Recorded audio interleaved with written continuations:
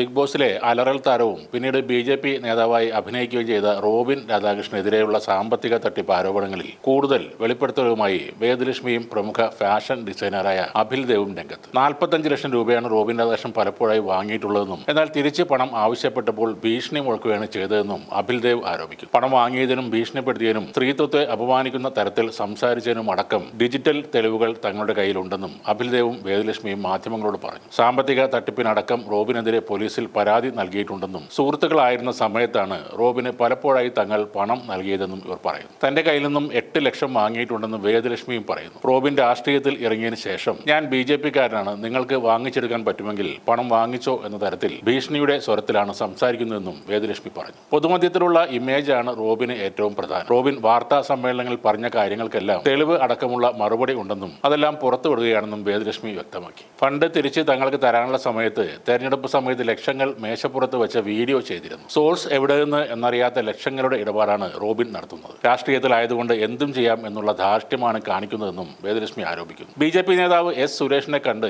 ഈ എല്ലാ കാര്യങ്ങളും തങ്ങൾ പറഞ്ഞിരുന്നു, എല്ലാ തെളിവുകളും കാണിച്ചു കൊടുക്കുകയും ചെയ്തു. അദ്ദേഹം പറഞ്ഞത് നിങ്ങളൊരു കത്ത് തന്നാൽ അയാളെ പുറത്താക്കാം, അല്ലെങ്കിൽ പണം തിരിച്ചു തരാൻ അയാൾക്ക് കുറച്ചുകൂടി സമയം കൊടുക്കണം എന്നാണ്. എന്നാൽ റോബിൻ പറഞ്ഞത് തിരുവനന്തപുരത്തുള്ള പ്രവീണിനെ ഞാൻ തീർത്തു, അതുപോലെ നിങ്ങളെയും തീർക്കും എന്നാണ്. ഹണി ട്രാപ്പിൽ പെടുത്തുമെന്നും അയാൾ പറഞ്ഞു. സത്യം പറഞ്ഞാൽ താൻ പേടിച്ചു പോയെന്നാണ് അഭിൽ ദേവ് പറയുന്നത്.